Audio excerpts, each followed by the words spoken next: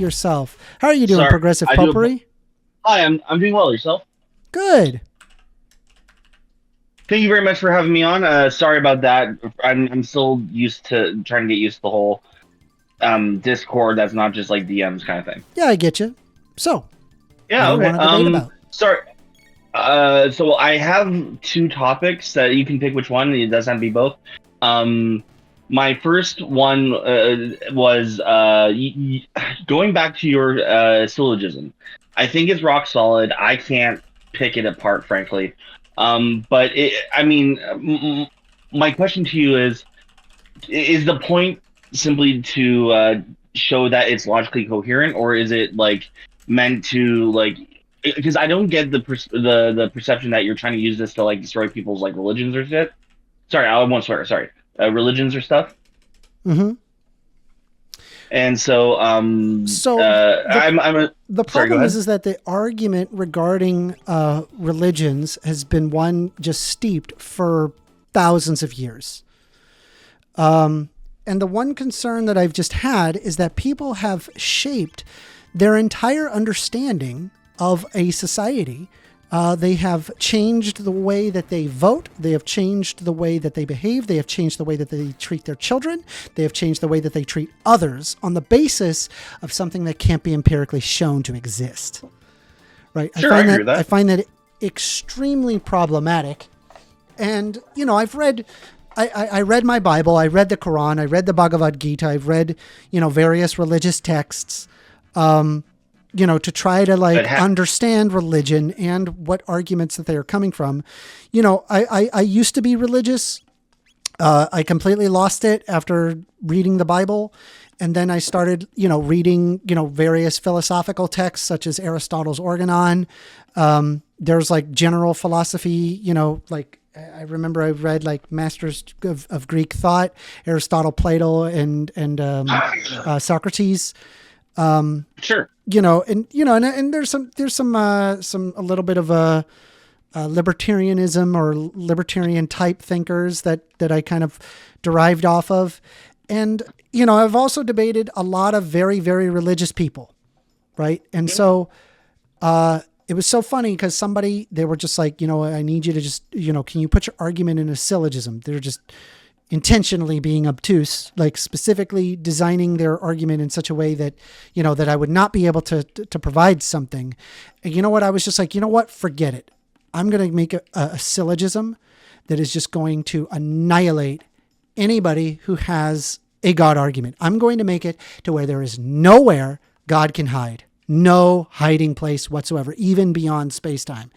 And the way that I was able to do it was the syllogism that you observe there, through a lot of different reading of different texts that I came to that conclusion.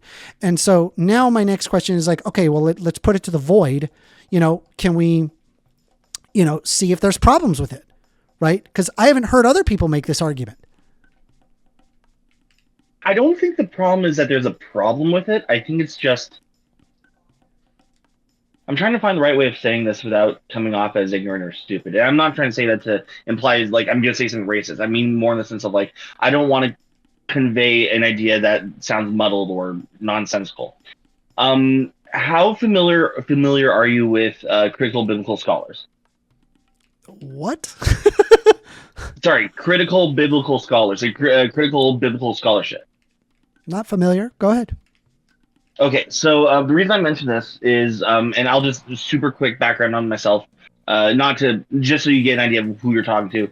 That sounds so condescending. That's not what I meant. I'm sorry. Okay. No, you're good. I'm Catholic. I'm progressive leaning politically, but I came from a liberal childhood to a very conservative, apologetic like youth, like young adulthood, and then I've kind of swung. The pendulum has swung back. So I'm kind of like in the middle of things.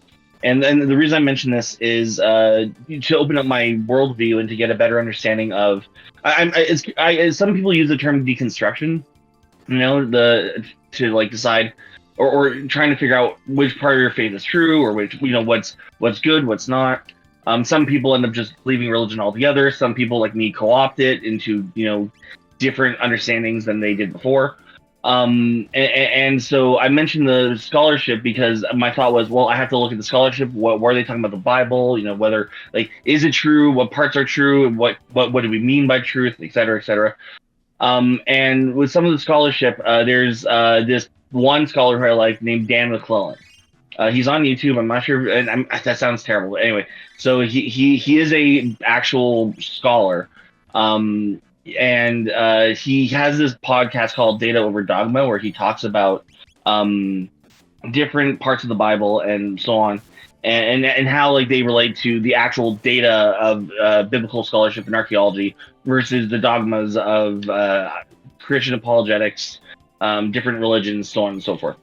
And there's this one episode where they talk about religion as make believe. Essentially, religion isn't an intellectual pursuit. It's kind of like a cognitive thing that sits over top of their intellectual worldview.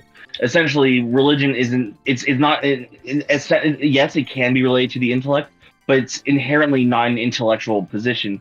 It's more of a cognitive mode. It's like a HUD, like a map that you kind of can overlay over reality.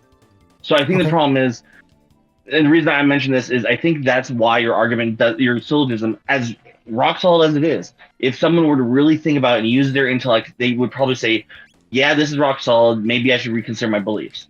But for a lot of people, it's like you said, yeah, they vote differently, they raise their children differently, they live differently. In some ways for better, and in many ways for worse. I'm not going to dispute that.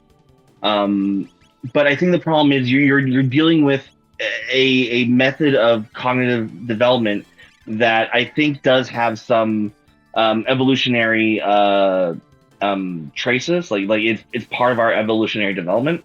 So I think while the argument will work individually, it's never going to work on a mass level because religion and the cognitive development of the human mind with religion kind of sidestep that entirely. People will join any religion and join any movement, regardless of whether it's intellectually true. They'll do it because of how it comports to that cognitive map. Well, sorry, I know I've been ranting. I'll sit up. Yeah, well, if it makes you feel any better, my goal isn't really to convince every single person. I don't even think that's possible for the points. Sure, and I'm not saying you are. For the points that you brought up. I guess like my thoughts is like, okay, well, I mean, honestly, I just like really enjoy arguing. Sure. I think arguing is just cool. Interesting, and like hearing out people's premises is very good. And I just have a very good argument as to why God doesn't exist. And, I proudly say that I can prove it beyond a reasonable doubt. Which is fair. That's kind of where I'm at with it. But, I mean, I guess like whether or not that somebody wants to, take it or leave it, well, that's up to them. I guess the question is, what would you? I think what I'm trying to point out is we can't get rid of the whole cognitive map entirely. That part of human development, it may go away with future human evolution. I'm not saying it won't.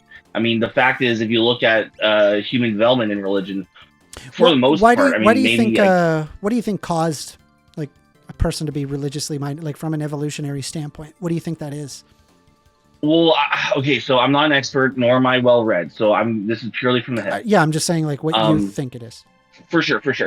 I think it's largely a social thing. I think religion largely is like, because we are social animals, we needed a way to quickly identify safeties and non-safeties. We also had a psychological need for, I don't want to say storytelling is a psychological need, but I do think that that does play a large role. Because when you look at religion, when you think about religion, it is kind of like a one-stop shop for all the things you need. Okay, I don't want to say you need as if they are good things. I'm just saying, like, for a religious person, their whole religion covers how they should think politically, how they should think about social issues, how they should think about moral issues, how they should think about how the world exists, about their place in it. It's kind of like like in Call of Duty. It's like a existing class. It's like it's not something you have to make yourself. I mean, obviously, people end up becoming spiritual and they make their own religious practices. I do think it's largely a social thing. It's largely part of our social development. You know what I think And it is? actually, go ahead. I think that people were scared and didn't understand things. And they were there in caves at night and could not see. And there were people that looked at the bush and saw rustling in the bush. And some of them were like, me no scared, there's nothing there. And then they go check. And then it turns out there was a predatory animal in there, a tiger, a panther, or something that mauled them, right? And then they died that day. So the me no scared one died, whereas the one that was me scared, me not know what in bush, they developed it basically made an evolutionary advantage to superstition, right? Because it's like bushes rustling doesn't mean that there's a panther in there, but that's a very good assumption from a survival standpoint, right? And so that's where we start to do that. And I think also like the fact that we are a social species, that when we saw our people die, we really, it was hard for us to reconcile that. And so we tried to come up with tribal atavisms to explain why, right? Because we're really immensely conscious. And so we constantly wonder a why. When, to be fair, right, I don't even think the universe owes us a why, if that makes any sense. No, it does, and it's again, it's one of those things where I can't argue and say, oh no, there's definitely a reason why you got the world tells us the truth. It's like I'm not going to do that to you. What I will say, actually, I did want to add to something you said though, and again, I'm drawing from the Dan McClellan thing. I'll send a link in chat later to an episode. I'm not saying you have to watch it. I'm just saying I found it interesting, and there's a book recommendation within this video. The book is entitled "Religion as Make-Believe," and it talks about this cognitive map, explanation for religion, and it actually does kind of map on to a lot of what you said. In the book, the author talks about the bushes and how what happened was it was those creatures who could immediately think, oh, there's a mind making that noise. They could ascribe consciousness to those sounds. They were that was kind of the beginning of this part of religion, was that sense of, the animals who survived were the ones who were able to say, oh, well, maybe there's a creature in those bushes. Maybe there's a thinking mind, and if it's thinking about coming at me. That kind of like that threat thing. It's like it's not just something out there in the world. It has a will and a purpose and a mind of its own that could choose to eat me. Or at least that's kind of how I've heard it described from people who have talked about this book. Mm-hmm. And related to something else you said too. What was it? You said you had first mentioned the bush thing, and then you said yes. Okay, so when it comes to death, we see someone that are gone. Our minds are used to that stimuli. We see someone, we see them acting, we see them not acting, and so even when they die, that impression still remains. Mm-hmm. Okay. I don't know. I think. Sorry, I do apologize. Yeah, I mean, I don't have. I'll be honest. I don't have a whole bunch. Well, that's kind of the point of this. Is just, let's hear from all walks of life, kind of thing. You don't have to be super educated, right? Sure. In fact, I like it more when people at least admit that, if they don't know something. Like I'll readily admit if I don't know a particular thing. I know I seem like kind of a know-it-all sometimes. I think what I'm more interested I'm so sorry about this. What I am more interested in at the moment is seeing how we can, maybe not get rid of religion, because I don't know if that's going to happen any time in the next 50 years. And I say that because 50 years, what that used to be such a short amount of time, but with the way we, our technology advances and the way our society moves, that's like a lifetime. Yeah. I do wonder how will religions change? Because I think about, for example, Judaism. There's a lot of Judaism where, obviously you have your Orthodox Jews, and they're of course religious, but you also have your Reformed Jews and other Jews who they understand that the religion is largely cultural, and that's really what religion is at its core. It's largely a cultural thing. Mm-hmm. People people can talk about their beliefs, but people will still say they're Catholic even if they're like, they don't believe in the Eucharist. They don't believe in X, Y, Z. Mhm. So I guess my question is, how do you see religions adapting within the next 50 years? Assuming that Well, more people come currently, to this on conclusion. current trends, I mean, I think you're going to see a lot less Western religions. I think you're going to start to see a lot more of Islam, and then Islam will start to fade. Yeah, okay, I could see that. I wonder how it's going to change in Africa, though, because I've heard that there's a lot of Well, Christian as converts quality in of living, Africa. as education rises, ignorance decreases, which would Yeah, that's include right. religions. So I'm assuming we're on the same fence, though, that banning religions in general is a bad idea. Yeah, yeah, absolutely. Yeah, I mean, Okay. I've seen the socialist systems attempt that, and it's terrible. It's awful. It makes life worse for pretty much everybody, even non-religious people. Well, So there's no use in doing that. But here's do my I second think that thought. they should be as far away from government as physically possible? Yes. I don't think they have 100%. I don't think they have a right to what is it? They don't have a right to to subjugate people on the basis of their religion. I think it's wrong. As a Catholic who's I won't say quite familiar, but pretty familiar with our history of government control, I would probably agree with you on that. It's definitely better to have a secular hand away that's not influenced by these Mhm. policies. Mhm. My second question for you, and you don't have to engage this if you don't want to. I know I'm taking a bit of your time. Okay, I posted a question earlier in chat. Let me.